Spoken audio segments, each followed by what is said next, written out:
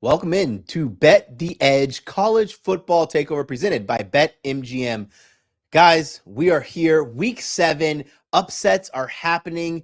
Alabama lost. Brad Thomas here with Eric Froton and Vaughn Delzell. Eric, I'm going to ask you any big takeaways from week 6 that you want to talk about? Yeah, gosh, Alabama, your boys. I want to know what you think here, Brad, after the Vanderbilt. Yeah. Are you okay? One of the great upsets of all time, Brad. One of the greatest upsets of all time. I tried to avoid social media pretty much all week, but I actually I don't feel terrible. Not maybe if this would have happened last year. This year, and the way it happened too, right? Like it wasn't some walk off. It wasn't a fourth quarter comeback that happened to be the undoing of Alabama. It was a butt kicking from the opening whistle, mistakes after mistakes after mistakes. There was no point. Normally when Alabama is down to a team like a Vanderbilt, I run to the window and throw some money on Alabama. There was no point where I even had the desire to bet on Alabama. And then I think it also helped me a little bit that they're not out of the college football playoffs. Ultimately the goal at the end of the season, yeah, sure, you want to win every game, but it's to raise the trophy at the end of the year. With this new 12-team college football playoff, I mean, they're 7th right now. If they run the table, even if they lose in the SEC championship, after beating a ranked Tennessee, after beating Georgia, who's probably going to finish the season in the top 4, it's going to be hard to leave them out. And so for me, it kind of was like light at the end of the tunnel. And I kind of thought that we would struggle against any run first team. I said this early in the season. I noticed it against USF, but the Swarm D is really, really challenging to stop the run. There's a lot of big holes, and if your guys aren't attacking those holes and those run fits, then they're gonna get gashed. And what's the recipe to lose, right? Bad defensive scheme or being unprepared and not being aggressive, taking your opponent lightly. All of that happened in that game. And so it kind of just felt like I was losing. So maybe the entire game I had to kind of cope with. But yeah, staying away from social media helped me big time because there was some depression at that night where I couldn't sleep. But I do want to say this. I went to the Gators game, right? Got a little mini helmet from the game. Oh, I have now gone to 4 Gators games. And every time I've gone to a Gators game, Alabama has lost. Well, you know what you have to do for the cause, Brad. No more of that. I gotta stop. Swamp. Gotta stop. Man, well, I'm glad you're taking it well, though. Usually, and the most important thing outside of social media, staying off it, because obviously that does have an impact on your mental health. I think the most important thing you said there was not rushing to the window to bet your favorite team when they were down. Yes. That's a habit a lot of people have to deal with. It's good to fade your team, and I'm glad that you're doing well about Alabama. My biggest takeaway, though, would have to be the shift in all the markets now for the national champion market. For the Heisman market, we were touting Jalen Milroe last week. Brad, why'd you give us that losing ticket, man? No, it's Eric. It's all on you with Travis Hunter.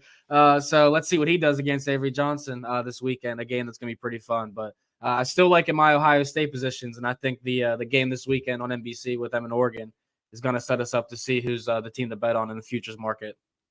Well, let's get into that game, right? I think this is the game everyone's focused on. Number 2, Ohio State. At number 3, Oregon. The Buckeyes are a 3.5-point favorite. Total set at 52.5. And best of all, it's a night game, right? It's a prime time game. Won't be fully prime night time when the kickoff, but it will go into the night. NBC, baby. The NBC game. Listen, Vaughn, I need you to kick things off because you're sitting on an undefeated Ohio State regular season ticket. Yeah, I was expecting this line to grow out a little more because it was 2.5 last week when I kept looking, and the look-ahead line was 3 at most places. So not much movement at all. And, I mean, Oregon has been underwhelming the first few weeks of the season, and I actually found a pretty interesting stat to back maybe why they were so bad those first few weeks. But the offensive line ranked 7th worst in Power 4 the first 2 weeks of the season. Since week 3, they're the 8th best in the country. So that's been probably the biggest shift and why Oregon looked the way they have. But Ohio State, as you guys know, that's a ferocious front 7 there. They're 2nd in pass rushing grade. They got linebackers that can cover in space. I mean, Dylan Gabriel, he's going to need time to create in this game. So this is going to be the best quarterback and offense that Ohio State probably faces all season. So I can understand why people want Oregon, especially now that they're plus 3.5. That's a great number to have them. But I think Ohio State with that three-headed monster in the backfield, Will Howard, Quinshon Judkins, Trayvon Henderson, is going to be able to run over Oregon. So I like the over in this game. I think there's going to be a lot of points. I think it's going to be a great game overall, but I do think Ohio State's the winner. So still feeling good, Brad. But yeah, ask me on Sunday or Monday. We'll see. Well, Ohio State, they did something that I think since we talked about Alabama that they're going to have to do is at some point going to have to go get a ferocious head coach, defensive-minded head coach to play the defensive coordinator role. Jim Knowles comes in for the Buckeyes, and hey, he's ultimately turned that defense around. And what that Ohio State team lacked before Knowles came in was being nasty on defense, wanting to be the first to the spot, right? That's what they do, and I think that's going to give Oregon a little bit of fits. But Eric, go ahead with your player props before I put a bow on this game. Yeah, Oregon starting out, believe it or not, 1-4 against the spread, quietly, but each of those games that they've had a 95% plus win expectancy with an 18-point scoring margin. So they've been dominant, but not quite to the specifications of Vegas. Now, offensively, while they've been very efficient moving the ball, driving, they utterly lack explosiveness. And they rank 82nd in ISO PPP, 81st in yards per successful play, and 85th in percentage of plays that go for 20 plus yards. Now, when it comes to what they want to do on offense, they have been throwing the ball ahead of the average, shall we say, in both standard downs and passing downs. Specifically, passing downs rank 112th in their run rate. So they've really been leaning on Dylan Gabriel, and specifically, what does he like to do? They're throwing to the in-line receiver quite often, be it Zadiq, be it Terrence Ferguson. Believe it or not, 18% of their receptions are going in line. That is the 19th highest rate in the country. I am going to advocate an over position on the tight end Terrence Ferguson, who has cleared his 27.5. He opened at 25.5, currently 27. He has cleared that mark in 4 out of 5 games this year. And the only one he didn't was against UCLA, which I was on the field. He caught a downfield pass that would have been gone for a touchdown, but he actually took a targeting shot that ended up jarring the ball. He had it and everything, but it was certainly a targeting situation, and he had sat out the rest of that game. Otherwise, he would have clearly gone over that as well because he had 18 yards. So I'm going to advocate for Ferguson. And then on the other side with Ohio State, we know that Ohio State, new offensive coordinator, Chip Kelly, they're just dominating everybody. 39 points per game scoring margin, first in the country. What I'm looking at here is with Oregon. What do they do well? They defend the pass. What do they not do well? Defend the run. Ranking 114th in power success rate, 99th in EPA per rush. That's a problem because we know that Ohio State can lean on teams, and they have both Quinshon Judkins and Trevion Henderson. Now, what does Ohio State want to do? They want to run the ball, believe it or not. And what I really like that works in Trevion's favor, a 42% passing down run rate. That's the 32nd highest in the country, well above national averages. And in those situations when teams are expecting you to pass, they get better gaps for Trevion and Quinshon to exploit. You're giving me an open of Trevion Henderson. It was 45.5 yards. It's up to, you can find it for 50.5. It's steamed up to 55, 58 in some places. I really like, if you can get it the closer to 50 you can get it, the better. He's gone 61 or more yards in every single game this season. And 61 was last game against Iowa. If you think Oregon has a better rush D than Iowa, I have a bridge to sell you. Give me Trevion's over. Very, very low. The Oregon Ducks defensive lines ranked 95th and run defense grade alone. Like Ohio State's going to be able to move the ball on them. Yeah, I couldn't split the two and whose rushing prop I wanted to take in Henderson or Judkins. I ended up leaving that alone. But I did go with Mr. Reliable, Emeka Egbuka, over 65.5 receiving yards. We talked about how good Oregon is, third in PFF pass coverage grade, 11th in the pass rush. They're getting to the quarterback when dropbacks, 13th in sack rate. 11th in defensive success rate to the dropback, 7th in EPA to the dropback. But for me, it's reliability and it's a security blanket. I do believe that Oregon's going to do a good job kind of minimizing the super freshman and Jeremiah Smith as much as possible. And they're going to go to the guy who they can throw short, intermediate, or deep in Emeka Egbuka. If you look at his targets so far this season, it's going to be a volume game in this because it's 7, 8, 5, 10, 10 in games this season. He's played in the last 2 games, obviously, when they're not blowouts, 62 snaps and 61 snaps, obviously. And then let's talk about the game logs, because everyone wants to hear about game logs. 51 in the first game blowout, 98, 117, 96, and 71. So I'm going with Ibuka over 65.5 receiving yards. I also took Ohio State money line. I do believe they're the best team in the country, and probably by margin. There's a couple of trends I wanted to highlight. Oregon's on 11-game home win streak, right? Ohio State 10-1 in their last 11 road games, with that lone loss coming to Michigan. I want to ask you, Vaughn, right? Ooh, so we're both on game. Ohio State, but let's say the Buckeyes lose this weekend. Mm-hmm. Right now, they have the second odds to win the national championship. How do you think that shifts the national championship odds? Do you think they drop down to like the 4th or 5th, or do you think they plummet even further? I actually don't think they would drop too far. I mean, Texas would be your perennial favorite for sure. Yeah. I mean, most places, Ohio State's between plus 300 and plus 400. So they're either the favorite or the second favorite. Yeah. With Texas, yeah. But Georgia and Alabama, I think, are going to be right there the whole time. Like, their odds aren't going to shift much, I think, the rest of the season until you get those Texas matchups. But the Oregon Ducks could be the biggest winner, because if you have a 9-1 or better in your pocket right now with Oregon and they win this game, then they're going to be right there with Georgia and Alabama at 5-1. So I'd be shocked to see Oregon jump to the favorite or second, co-favorite, but I could see them tied 3rd or 4th. So Oregon Duck position right now, I think that even might be, I wouldn't say it's a better bet to taking the Ducks money line right now, Brad, because Oregon has to win like 10 more games, 11 more games just to cash that ticket, right? Yeah. But if you have a Big Ten regular season futures that you're able to bet on right now rather than the Big Ten championship, then I would take that, because more than likely we're going to see a rematch of these two teams in the Big Ten championship. Yeah, I think so too, unless Indiana can keep it up. I think they play Penn State and Ohio State. To laugh, but I mean, wow. Let's get into the second game. The number 1 team in the country might be the kiss of death, because anybody who's number 1 feels like they're losing. But number 1 Texas against number 18 Oklahoma, Red River rivalry. 14-point favorite are the Longhorns. Total set at 50.5. I'll just kick things off first. I went with Isaiah Bond over 59.5 receiving yards. I had a lot of thoughts on this game in terms of kind of what happens to this Oklahoma team. And I'm going to talk about that a little bit further when we get to our ladder section. I think Texas wins this game, right? Texas, not very good. I mean, Oklahoma, not very good defensively, especially against the pass. And I saw like a lot of Oklahoma fans say, well, at least our defense is good and our offense stinks. But I actually don't believe that, right? Like, they're 90th in defensive success rate against the pass. They are like one of the worst teams in secondary and EPA margin, worst teams in the SEC. My initial thought was, why don't we just go ahead and bet on Quinn Ewers passing yards, right? It's set at a bettable number, 240 something.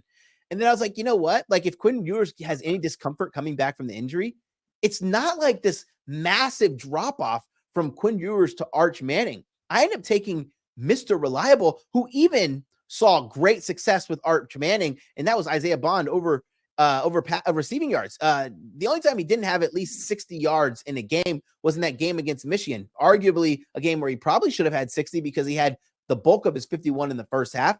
But the targets didn't really drop off even with Arch, right? Like, he was 7-5 guy getting 7 to 5 targets a game. With Arch, of course, he barely played in that second half, had 3 targets and then 6 targets against Mississippi State. So for me, I think this Texas team is going to have a lot of success throwing the ball, and they're going to go to their number 1 target guy, a guy who's going to play the majority of the snaps while out there. That's my first play. I'm going to go ahead and just double dip on this, because this one was took a lot of moxie for me to actually lock in, but I just felt it was mandatory.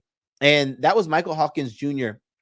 under 173.5 passing yards. I normally don't like going to -1 under 180, but even in his time playing, this Oklahoma team with Jackson Arnold had like a rush rate that was pretty high, right? It was like 34th in the country. And then Michael Hawkins comes in, the rush rate drops significantly. So far, only 62% completion percentage. But what also really lets me like this line just for him specifically is he's more willing to run the ball when someone's not open or when he's forced to throw things in tight windows. 14 scrambles so far this season. Dude hasn't played, 2 full games? Jackson Arnold's 8. scrambles this season, just to want to kind of show the difference. And then Texas defense, absolutely legit. I think whether it's run stops or pass stops, but they're grading out pretty nice for me. So I'm going to hold my nose and play that one. It's kind of sketchy, but Eric, I see you're on some player props here. Go ahead and tell me what you like. Yeah, when it comes to Texas, 4-1 against the spread, and much like Ohio State, 38 point per game scoring margin. That's second most in the country.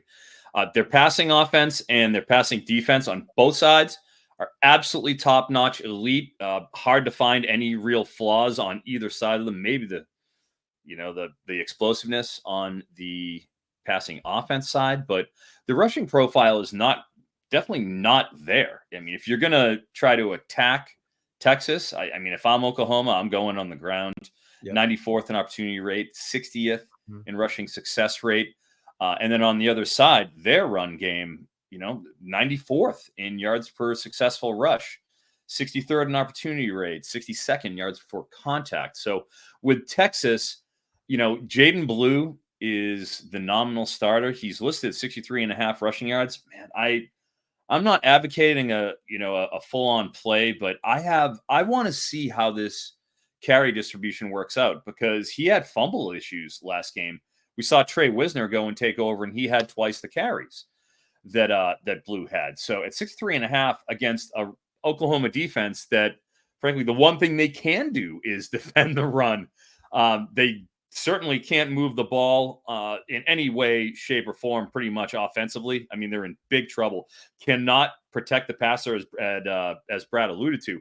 Rank 130th in success rate, 129th offensively. This is Oklahoma in plays of 20-plus yards. I'm going to advocate for the play that Brad talked about, which is Isaiah Bond. I think we got a collab here. We got a legit collab play here, Brad. Oklahoma ranks 118th in passing explosiveness allowed. Sounds like music to my ears. You have an incredible passing offense for Texas. You have an incredibly bad passing defense for Oklahoma. And on that side, why would you try to run the ball if you're Texas against them?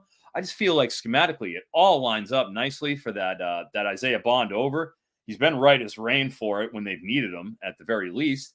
And then I'm not going to fully advocate, but man, I'm thinking about Jaden Blue under 63.5.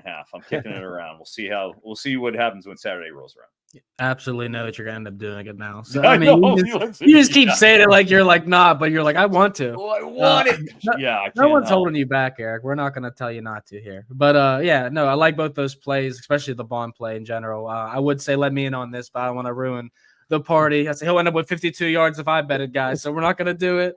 But I think that what you said, Eric, about Oklahoma makes a ton of sense, especially with their rush defense. And on offense, Oklahoma, man, they cannot throw the ball. Like, we're talking about Pittsburgh Steelers passing numbers here. 20 passes on the whole season that have traveled at least 10 air yards. Yeah, 10 air yards. Only 20 of them? That's the 10th fewest in all of Power 4. So, I mean, they rank bottom 20 a lot of passing grades too. It's a situation where last week where I was like, how could you take Auburn? Then Auburn covers all 4 quarters of the game.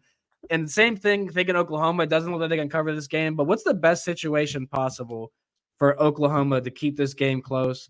Texas having their rivalry game the week before they played Georgia at home, the biggest game of the season, with their quarterback coming back from injury after 3 weeks off. Situation where Oklahoma could hang around on some fluky, weird stuff. So I understand why this number is 14.5. The books are definitely protecting themselves. But, I mean, I want to tell you, Texas is going to smack them, but I don't know. I feel like something fishy is going to happen, guys. Yeah, something fishy can actually happen. And I was trying to see if I could be pro Oklahoma in this situation, because the Red River rivalry is normally a closely contested matchup, but those were explosive Oklahoma teams. The lack of explosiveness for Oklahoma in this game was really scary. Let's talk about the SEC championship odds before we move over to the next game, because the next game we're talking about and the one following that is SEC championship.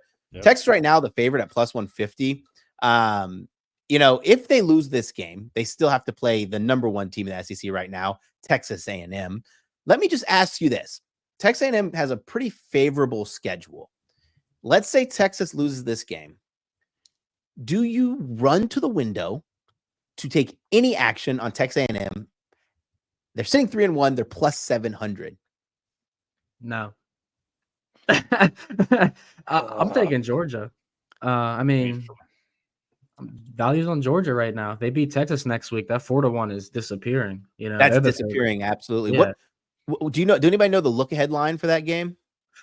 I'll look it I up think right it's now. Georgia But, minus 1.5. I don't know if it moved since. Eric, what would you like in the SEC market? That is in Austin. I know that game because I will be in attendance for yeah. it. So, but I do like Georgia as well at that plus 400, especially that second half against Alabama. Look, we've seen 6 straight quarters of lackluster football out of the Tide, straight up. You know, that second half, Georgia made the adjustments, and after just a catastrophic first half, I think that at 4-1 odds, you got to feel pretty good about that. Of course, you can't take Texas at plus 150 with that game looming. Can't do it. No value. No, not at all. All right, well, let's get into the next game. Let me just tell you that line is 2.5 in favor of the Longhorns. So it did move 1 point since the look ahead line. Let's get over to the next game. Number 9, Ole Miss versus number 13, LSU. Total set at 63.5. Ole Miss a 3.5 point favorite. Go ahead, Vaughn. Kick it off with any leans that you like in this game. So I'm actually going to have a ladder play in this game, so we'll be getting to this one a little later as well. And it's good news because I absolutely love both of your guys' plays for this game because I think that this is going to be a high-scoring affair, obviously, with the total sitting at 63.5, 64. You'll see that more than likely. But LSU's defense, guys, they can't tackle, man.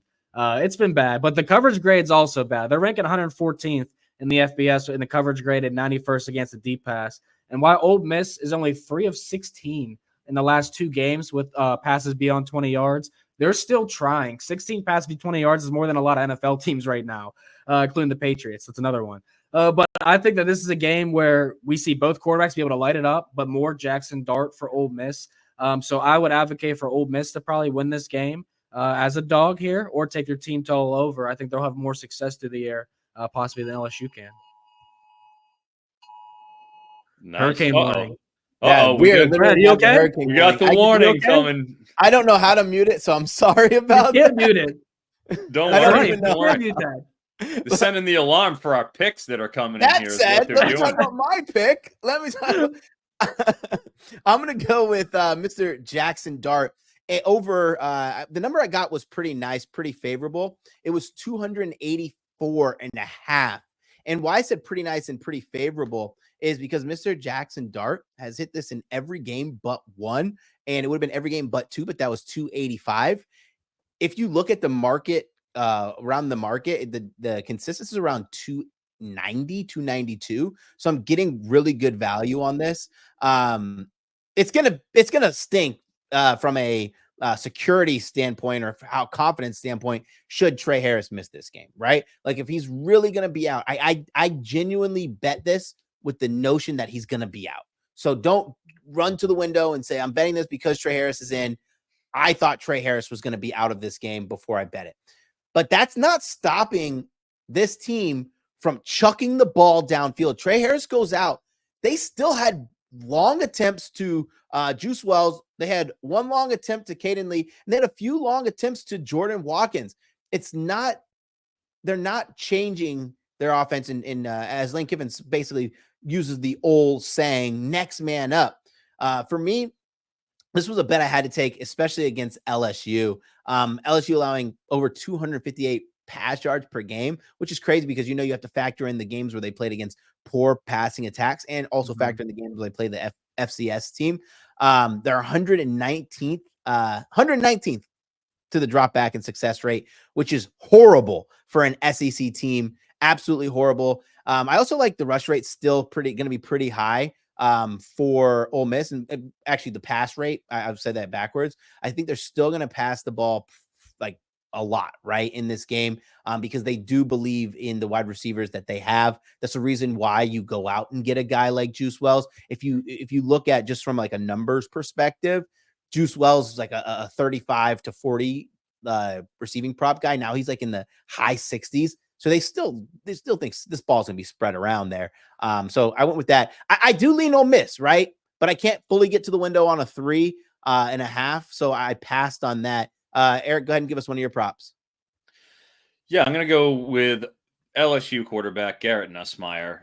We've heard a lot about Nussmeier, and frankly, he steamed up the first-round quarterback boards. He certainly entered the conversation for the first round, and with his dad being a well-known former NFL quarterback and QB coach, I mean, he's in great shape. He's throwing 40 passes a game for LSU. Went for 409 last game, 352, 285, 302, 308.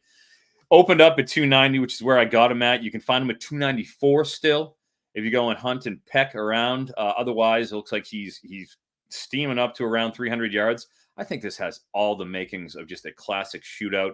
I think that LSU will, chances are, probably be behind because they don't have Harold Perkins, and that defense is certainly susceptible to getting lit up by Ole Miss. So with that sort of a script, I mean, I don't see any reason how Nuss doesn't go over 300 yards. I feel great about that.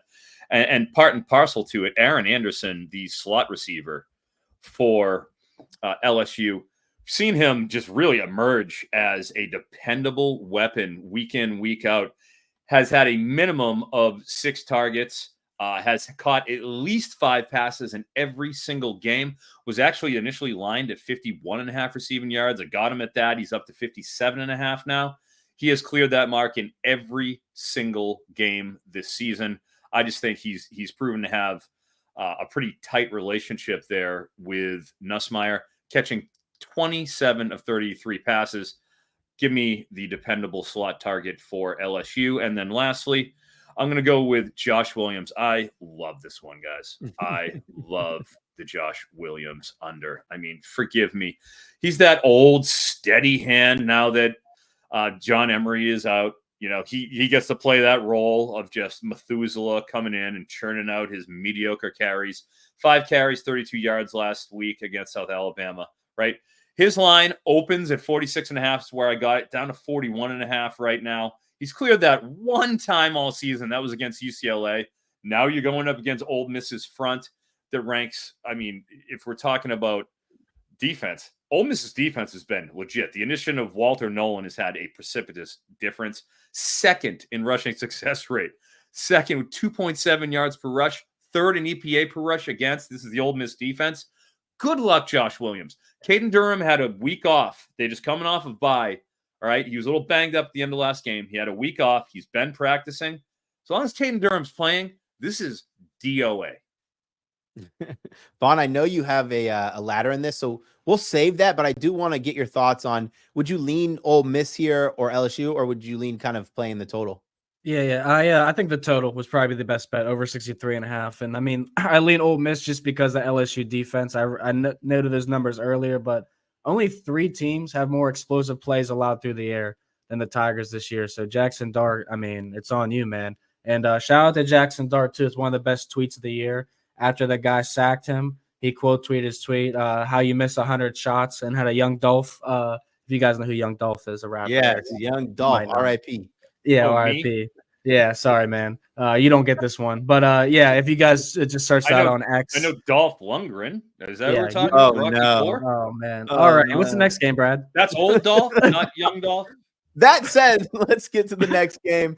South Carolina at number 7, Alabama. Alabama 21-point favorite in this one. Total set at 50.5. Vaughn, any leans that you have in this one? Yeah. So, Brad, I wanted to talk to you and ask you about this because I feel like Jalen Milroe and Alabama's success here is going to be coming through the pass game. Probably they're going to try and focus on beating this team deep, right? South Carolina, but they were actually pretty good in limiting Ole Miss last week through the air when it comes to 20 yards or more. So I was wondering, is it possible that South Carolina does cover this 21? Because they obviously, I mean, they should have beat LSU, in all honesty. They let that game slide, and they were still impressive last week defensively, just offensively, it hasn't been there. So letdown game for Alabama, because last week, it sounds like Georgia versus Auburn all over for me. Alabama should roll all 4 quarters, but am I wrong in thinking Gamecocks could keep it close? I actually think Alabama's going to come out pretty firing at the beginning of this game. I just don't I don't know if the Gamecocks are committed to what they want to do, right?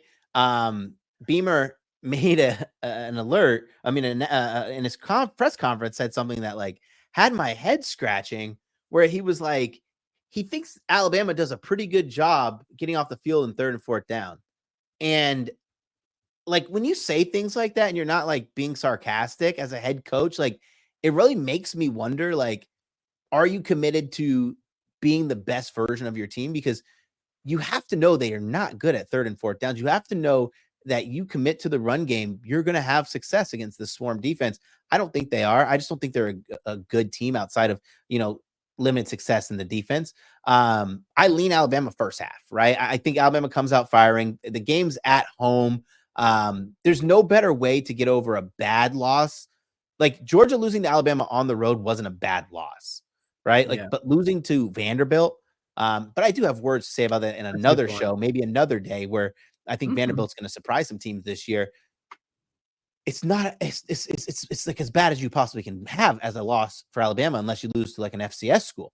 So I think they're going to come out firing. I do think that this could be a big one. That said, I think Alabama, one thing we saw in that game, we've seen all season, is their ability to still pass the ball and throw the ball well downfield. In that Vanderbilt game, I had one of our favorites from the show before, Marty asked me about Ryan Williams' longest reception ahead of that Vanderbilt game. And I said, I think Alabama scores their points really quick, and then they're going to run. They're going to do a lot more running than before, right? Alabama did that. They scored a lot of points in 18 minutes. Ryan Williams still hit his longest reception prop, and he's hit it in every single game. So it's hard for me to kind of turn away from Ryan Williams in any aspect. There hasn't been a game where he's had less than a 43-yard catch. That's against Georgia, Vanderbilt, Wisconsin, FSU, and Western Kentucky. I took his receiving yards over 69.5. He's hit this in every game except against USF. And, USF was a weird game script, really run heavy. But you talked about, them limiting the pass success to Ole Miss. But there have been times this season where South Carolina have given up big numbers to wide receivers. It happened against LSU with the player that Eric advocated before, and Aaron Anderson. It happened where you saw good numbers from Juice Wells. You saw good numbers from Trey Harris before he went out against Ole Miss. The good teams are getting the balls to their good players against South Carolina. That's like the main reason they're losing, right? Like in that LSU game, it wasn't the Kyron Lacey show for most of the first half. They're going to Anderson, killing it, right? But then when the game matters, they start going to Lacey, and he starts going off.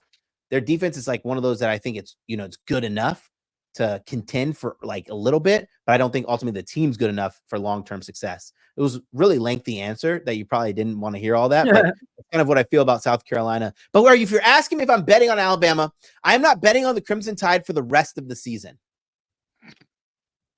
We'll see about that. It might be yes. Well, I'm going to try to change the dynamic here a little bit. I know Brad had to get that out of his system, and it's sort of virtual therapy. But I'm going to go over to the other side with Alabama. I'm going to go to the running game, and I'm going to take Justice Haynes. Somehow he's currently listed at 57.5 rushing yards. I'm trying to figure out what's going on with this. Because last game against Vandy, 6 carries, 23, and it wasn't like Jam did a lot. He had 5 carries. He had 2 touchdowns. But he was in the 30s. I mean, the previous game, Justice, 6 for 35 against Georgia. I mean, they scored 41 points that game. And the previous one, 2 for 17 against Wisconsin. All right. He hasn't cleared this except for Western Kentucky, the first game of the year. He had 4 carries, went for 102. If he doesn't pop one against South Carolina, who has a decent defense, I mean, they rank top 30 in success rate, yards before contact. They're not bad. And with Jam Miller there, with Jalen Milroe obviously taking on a pretty significant role in the run game, I mean, I don't think there's a lot of paths that you have to get to that 58 yards mark. I'm going to take the under on 57.5 yards for Justice Haynes. Yeah, it's funny because it's not like Haynes got usurped. He's the younger of the 2 backs. It's just he's not getting the volume. And that line is funny to me because for the past few weeks, his number has been 45.5.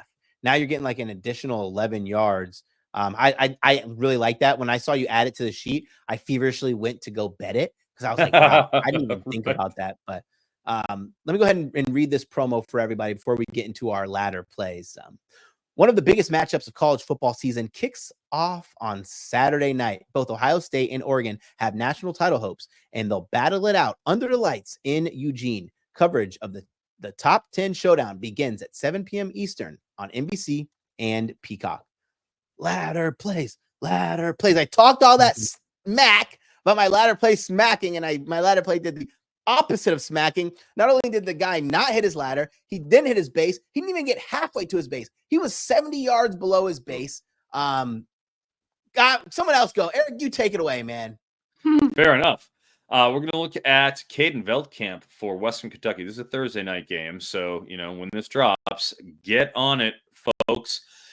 He was originally listed. I caught him at 257.5 at his open. I love that, given he was under that the last two games, but played BC and Toledo. They were up on BC by 2 touchdowns until the last, essentially the last 5 minutes of the game, where BC goes touchdown, stop, touchdown, game.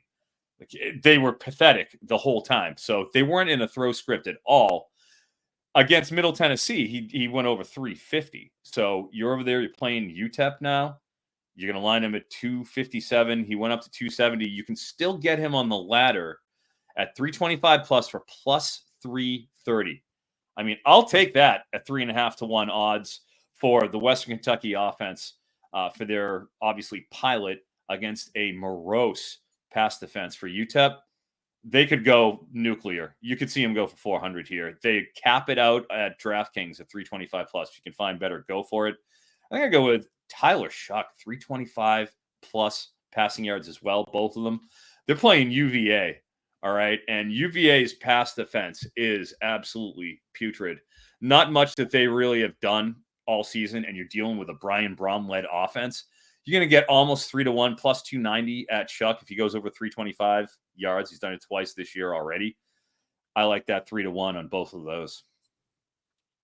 Yeah, I'm going to advocate for your pick earlier, Brad. Jackson Dart. That's going to be my guy. And actually, I just double-checked his odds to see if they've been on the move. In the past 2 hours, we've seen his 350 plus move from plus 430 down to plus 350, and his 325 plus drop down from plus 240 to plus 205. So it continues to trend in our direction here. I think Jackson Dart could light it up. I mean, I think both Nussmeier and Dart are very fun plays here. I was already messing around with some same game parlays, guys, for $5 or $10 and sprinkling, both to throw for 325, 350, 400, because you can get these plays all from 10 to 1, 20 to 1, and the 400 plus was 37 to 1 when I locked in a few bucks for those. So like I said, I think this Ole Miss LSU game, while the total's actually starting to come down a little bit, I think it's just because it's an SEC game.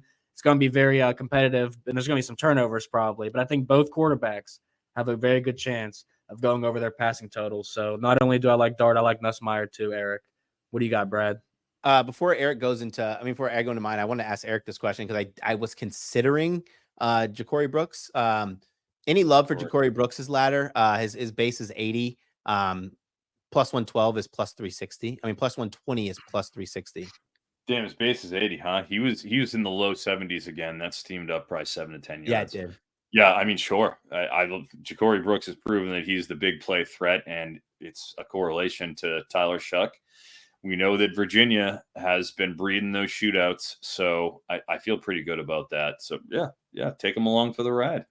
Okay, I'm going to lock it in. I like rooting for the former Crimson Tide guy there. Let me get into mine. I have 2 different ladders. First, Texas, minus 20.5, plus 162. I had that number sitting at 20.5 as my fair line, so I just thought it was just mandatory for me to take the alt line there. It was the best price I found in the market. And then I went with Mr. Ryan Williams. I think he has a monster game just because Alabama's going to want to kind of reassure their fans. Kalen DeBoer was getting criticized for wearing a t-shirt. Like that's how down bad Alabama fans are right now. And what better way to kind of silence your critics or put faith back into what you've got going here than to have a big monstrous win at home. And I think, how do you do that? You're not going to do it with Jeremy Bernard. You're going to do it with Mr. Ryan Williams and Jalen Milroe. So I laddered him 90 plus. I literally took the whole ladder. 90 plus is plus 180, 100 plus 265, 110 plus 360, and 120 plus 500. Yes, I went all of the way because I think this is going to be very fun. Let's get into the Big Ten games. Number 4, Penn State at USC. What a Big Ten game, by the way. The Nittany Lions are a minus 4.5 point favorite. Total set at 48.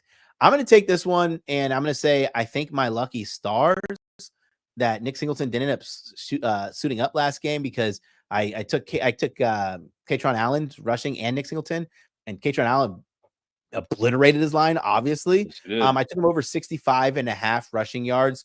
USC, their glaring weakness, obviously, is still the tackling, still that second level tackling, which if you've seen the games that they've played against some of these running backs, they've allowed big chunks, right? Big chunks to different running backs. Darius Taylor, Khalil Mullings, just to give some examples. And that's kind of like what Katron Allen does, right? He has this steady diet of running the ball when he's the man. Basically, he's been the man for a game and a half now. And then he'll have that big chunk. Penn State, they are 92nd in rush rate over expected, which means there's like 20 something, 30 something teams that run the ball more than them. And then you have to add in the service academies. They're running the crap out of the ball. So for me, I thought it was pretty much of a no-brainer. I do lean Penn State to win this and minus the points, but I didn't have a strong enough feeling, so I passed on the side in the total. Eric, go ahead and give me a player prop that you like. Yeah, well, this is we're going to go with a player that I mentioned on the show last week as being an under, which cashed pretty nicely. This is Tyler Warren, tight end for Penn State. He was at 52.5 receiving yards last game, which that's just way too much for a tight end. Anytime you see that, the bells go up, and you have to kind of consider an under, unless it's Harold Fannin. But he went well under that. But what Tyler Warren has been doing is he scores touchdowns. And when Penn State is playing a team like USC, I feel very good about this being a game where they'll put up 30 points, or at least I think 4 touchdowns. If they do, Tyler Warren is getting one of them. In 5 games this season, he scored in 4 of them. Only one he didn't was against Bowling Green, and he had 8 catches for 146 yards in that one. He's also getting carries. He's gotten 4 carries in the past 3 games, and he cashed one of them into a 3-yard touchdown run. So, he's getting the ball in every facet of the game. Anytime touchdowns, you can get that at a 2.14 multiplier on Sleeper. So that's a pretty nice 2-to-1. Obviously, you have to pair it around there on something. But if you have Sleeper access, if you can do that, you can access it. You're going to get almost 2.25 to 1. That's a pretty good deal. This guy's getting carries, bro.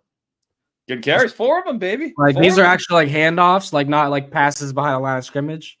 Yeah, actual handoffs. Got a goal line touchdown, 3-yard touchdown. Come on. I mean, a 6'6", 257-pound tight end. It says, all right. I mean, Jalen let's do it. This guy's a monster. Let's do it. I like that touchdown call. Then that's pretty unique. I was trying to find ways to advocate for USC here. I mean, I liked Minnesota last week. That was one of the plays I posted on X, Minnesota in the first half against USC, which came through. The only play that really came through last week for me. And USC, to me, man, that offensive line got issues. So I was trying to find some numbers on it. 3rd worst overall grade in the Power 4 for PFF. 2nd worst passing grade. 5th worst run grade. Penn State's one of 5 teams in the country that are top 10 in pass and rush defense. So I don't even know how USC gets the push necessary.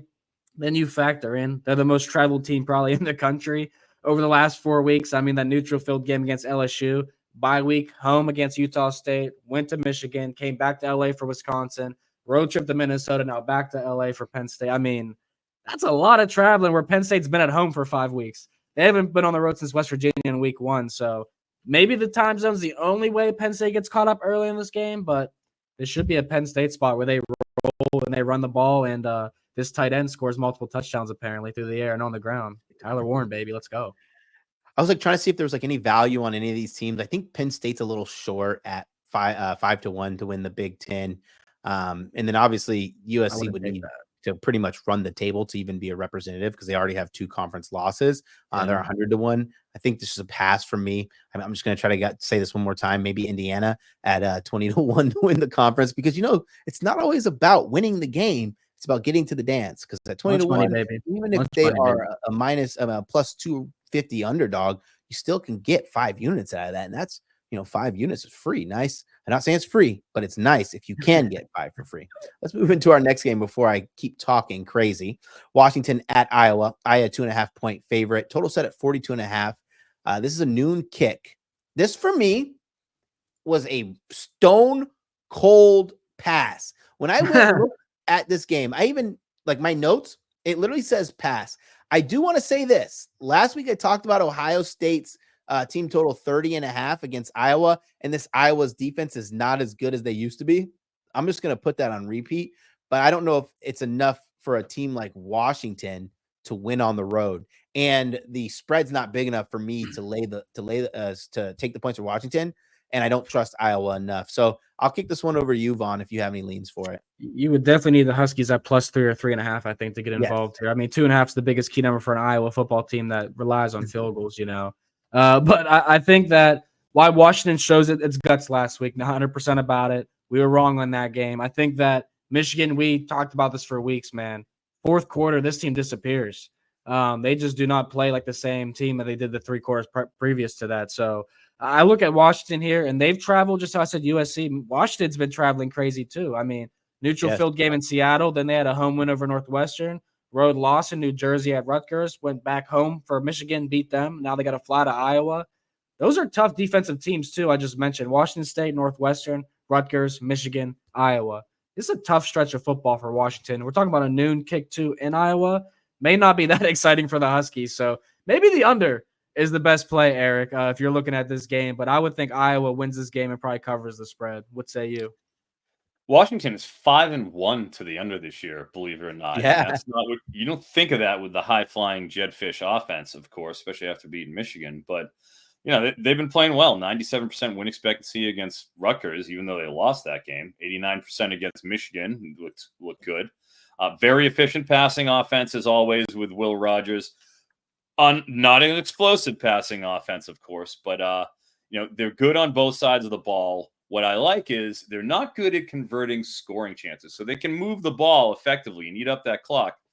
Once you get into the the red zone, 107th in red zone TD rate, 117th in points per scoring opportunity, and then on the other side with Iowa, they rank second in defensive S&P plus, 96th in offense. And when it comes to what they do well, 26th in defensive passing success rate, but 120th in explosiveness. We know that is not what Washington does. As Vaughn alluded to, I think I like the under 41 points here. I think you have that classic Iowa script with what they do well and what Washington doesn't do well. I like the under here. Kind of feels like Rutgers, Washington, right? It does. It has that feel to it, right? Yeah. Yeah. It's Iowa. What's the difference? It's very, very much. Let's get over to Purdue at number 23, Illinois. Illinois minus 19.5 point favorite. Total set at 49.5. Tough game. What in the world is happening in college football where the Fighting Illini are a 19.5 point favorite against another Big Ten team? I'm passing. I do think they blow them out, but I'm not willing to lay the 19.5. I do want to be on Zachary Franklin's receiving over. I imagine the line's probably going to be set at 65.5. I'm waiting for it. I'll post it on X at Mr. Brad Thomas when it gets live, but that's the only thing I'm targeting in this game. Vaughn, any leans in this one? I mean, Purdue, I thought they would be better last week, guys. New offensive coordinator. I get the guy didn't have a lot of experience. He's coming in, proving himself, but oh my God. They got after Tyree the Walker. First quarter, it's like when the wheels fell off Purdue, they fell off fast. This team looks depleted. I don't know how you can back them in any facet. I know I've said that about some teams before, but Purdue looks one of the worst teams in the country here compared to where a lot of other teams are getting better week in, week out. Purdue looks like they're getting worse. So, yeah, I think this is certainly a home team spot for Illinois to blow the brakes off them, or maybe you take Purdue team total under. I just don't know how you could back the Boilermakers, Eric. Yeah, well, I'm not gonna. And if we look at Purdue, well, I've certainly mentioned this team in the past, and they are horrible. Yeah. Notre Dame 0% win expectancy, 66-7. Nebraska 28-10, 0%. Again, Wisconsin 52-6. They've scored over 10 points just once in the 4 games against FBS opponents. He scored 21 against Oregon State, who isn't even a Power 4 opponent. And now you're going up against an Illinois team that will drag you in the deep end and drown you. No way. You're going to give that. I can't believe it. BetMGM, 15.5 points team total for Purdue. You think Purdue's going to get to 15.5? It would take no a big way. No way that's happening. I'm going Under to tell you on 15.5 that one Purdue because team total. I agree. That's obscene. I can't believe it's over 2 touchdowns.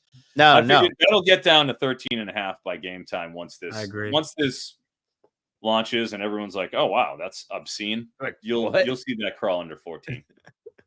All right, let's wrap up the Big Ten segment here with Wisconsin at Rutgers. Rutgers a 2.5 point favorite. Total set at 40.5. Noon kickoff here. My lean is Rutgers. Braden Locke had a big game. He had 3 passing touchdowns over 300 yards last week against Purdue, but he also threw 2 interceptions. He's also super sloppy with the ball. And Wisconsin hasn't proven that they've been good at stopping the run, right? Kyle Monagai is going to run the ball. He would have been a player prop for me had he been 89.5. I thought I was going to get a good number. That's a joke, right? You can't even ladder the guy. He's going to run the ball 10 million times. And I think he's going to run the ball straight down the throat of Wisconsin. Just a lean for me at Rutgers. Yeah, I feel like the under. This is another underplay for Rutgers football, man. I don't know how either team has a lot of success passing the ball. I mean, 85th and 90th in passing efficiency this year, but there's a stat and a trend that really set off alarms for me in this game. I like Rutgers, Brad, like you said, because in the 5 meetings these teams have met since 2014, Wisconsin was favored in all of them. They've won all 5. They visited them in 2023, won by 11. I feel like Rutgers being favored here at home is definitely noteworthy and probably likely that they do win this game. But the biggest factor and why is a stat that Rutgers ranks 6th in the country in red zone defense. Wisconsin's last. 12 red zone trips for their opponents. They've scored every single time. So I feel like if Rutgers even sniffs the red zone, they're scoring points here. And Wisconsin's going to have trouble getting in the red zone themselves. So I like Rutgers to cover. I like the under in this game. I think this is just a classic Big Ten ugly smash spot. Eric, any thoughts on this one? I don't see any player props here, but if you have any leans, I'll definitely take them. You said not true? I've been looking to see what Braden Locke comes out at, certainly, after having a spirited 52-6 win over Purdue, as we discussed. I have a feeling he's going to be a little too high, so I am checking that out. Again, we don't have it. Kaliak-Manis is up, but it's like they're afraid of putting Braden Locke up. They don't know what to do with him, so he's not on the board yet. That game felt like, it reminded me when I played high school football, we played against like all these freaking D1 athletes like Andre Bros, Ray Armstrong, all these guys. And then we played like the little school and our team just absolutely destroyed them. Like Jeff Driscoll threw for like freaking 300 yards. I was like, that's what it reminded me of. Like Braden Locke gets his chance to be the man against a Purdue. Now it's kind of back down to reality. He's playing back on his weight class here. Yep. But I just think the line is just maybe a little off. I haven't got to the window there. But guys, this Thursday night, don't miss Joe Burrow and the Bengals travel east for a date with the New York Giants. Coverage of the matchup in the Meadowlands begins at 7 p.m. Eastern on NBC and Peacock. As you all know by now, we've teamed up with BetMGM this season. We'll be using BetMGM lines to make all our picks, and we'll have special offers for our listeners each week. If you haven't signed up to BetMGM yet, use bonus code BETEDGE, and you'll get up to a $1,500 first bet offer on your first wager with BetMGM. Here's how it works. Download the BetMGM app and sign up using bonus code BETEDGE. Deposit at least $10 and place your first wager on any game, and you'll receive up to $1,500 in bonus bets if your first bet loses. Just make sure you use bonus code BETEDGE when you sign up.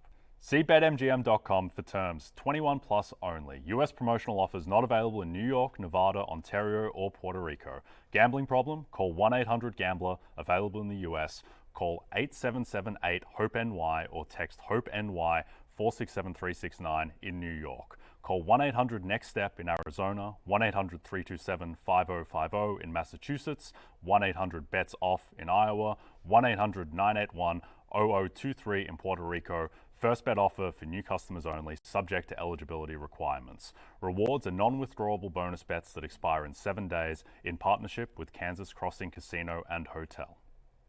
Don't forget, if you haven't signed up for BetMGM yet, use bonus code BETEDGE and get your $1,500 first bet offer today. It's our favorite segment, the People's Parlay, courtesy of BetMGM Sportsbooks. I'm going to go with the first one, and I'm not going to call this a layup, but it better be a freaking layup. Missouri minus 27 against UMass. You looked at the games where they played non-conference opponents. Buffalo, they blew them out 38-0. I believe they played Murray State, won 56-0. They're just going to impose their will after getting slacked by Texas A&M. This is just one of those get-right spots. They hadn't been gelling, and pretty much people were saying that, they were saving it for conference play, blah, blah, blah. Well, Eli Drinkwitz, whatever explosiveness you need to figure it out in this game. So I'm taking 27. Eric, what's your play for the People's Parlay? Yeah, I'm going to take Penn State over USC, a game that I will be at. And I just think it's a case where the Trojans, much as I like them being SoCal boys, you see what happens when they're playing against just the middle tier of the Big Ten, against Michigan, last 2 weeks against Minnesota, where those teams were able to really impose their will on the line, control that game against them.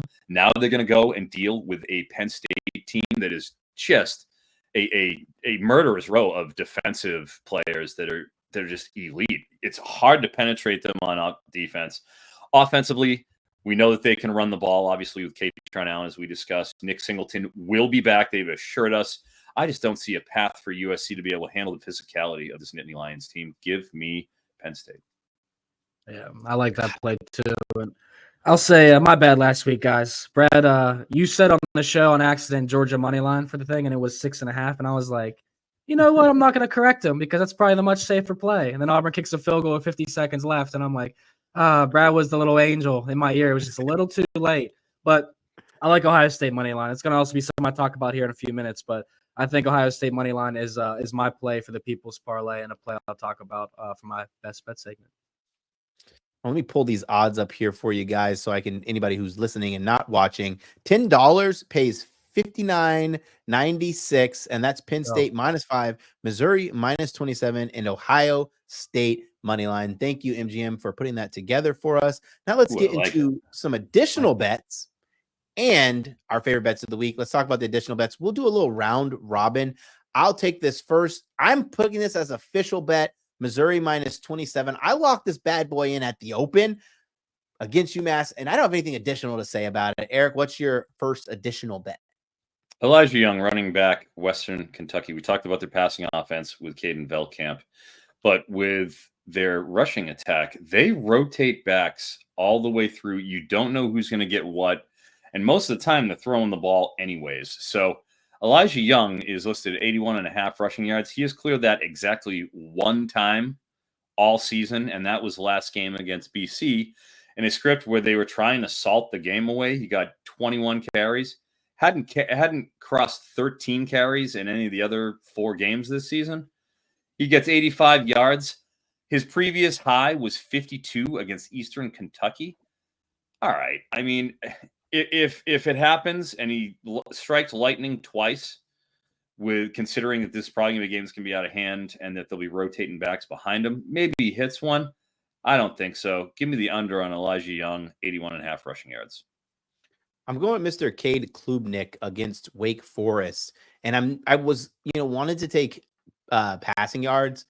Didn't quite get to the window on his number, and I couldn't find like first half passing yards. So I think he's going to have a good opportunity to do it. But one thing I'm going to take for sure at this number is over 2.5 passing touchdowns.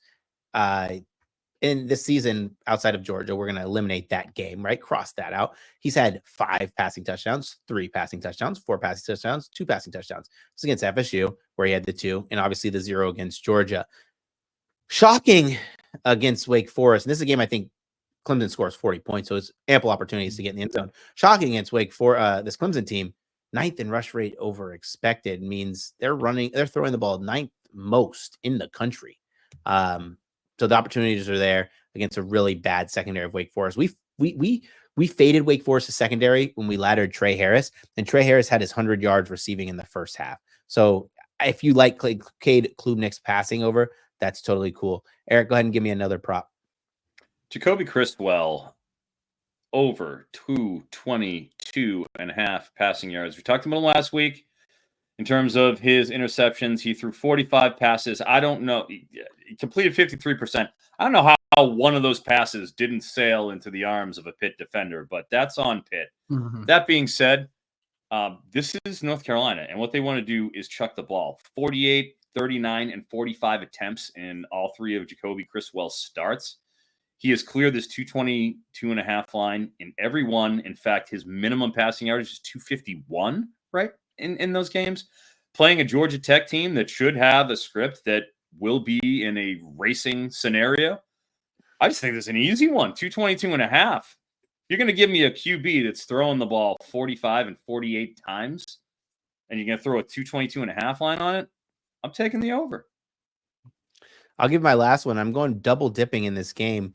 I had this line at 24.5, so not an immense amount of value, right? It's a little bit under, 25.5. It's a little bit above the 10% rule, but it's fine. I'm going with Phil Maffa, longest rush over 23.5. And let me tell you why I'm going against my own 10% rule is because of what he's done so far this season. That's Phil Maffa of Clemson against Wake Forest. So far this season, he's had rushes of 83, 38, 26, and 59 long rushes in 4 consecutive games.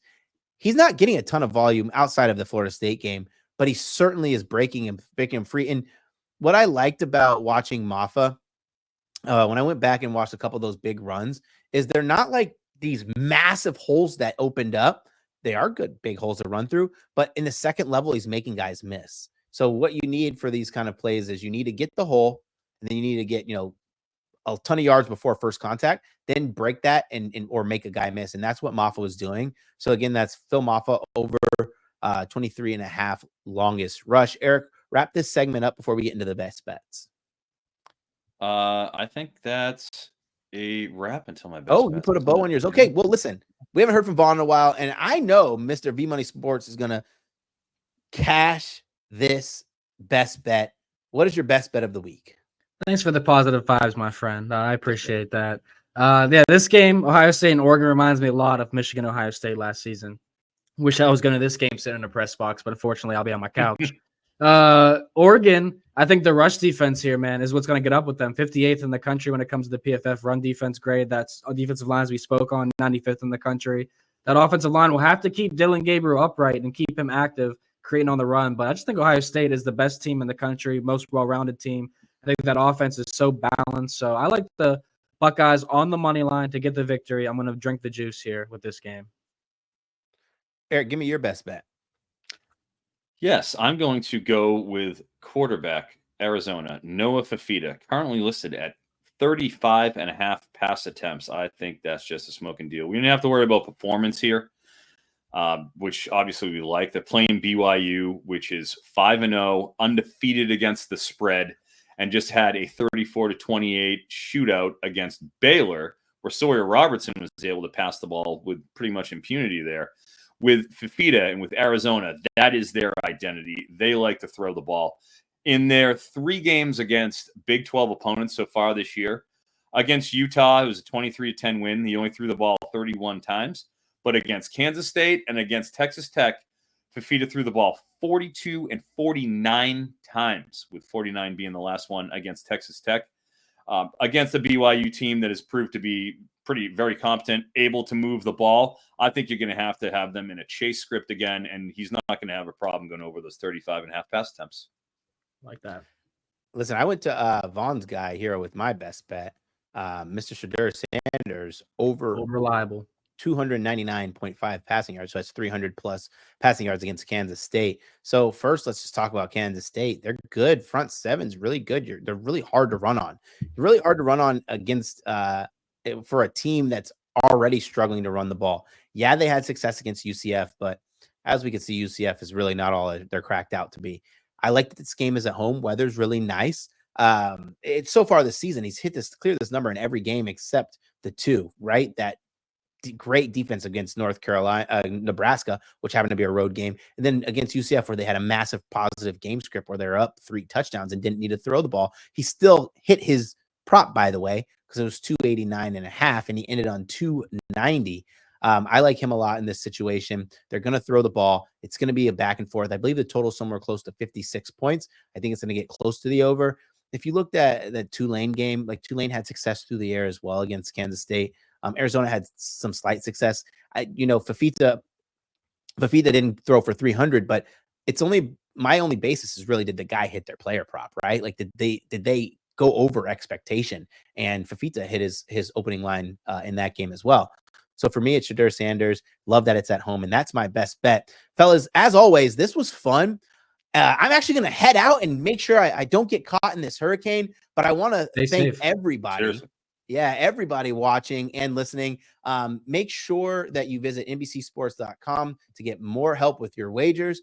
For Vaughn Delzell and Eric Froton, I'm Brad Thomas. Best of luck this weekend, and see you next week.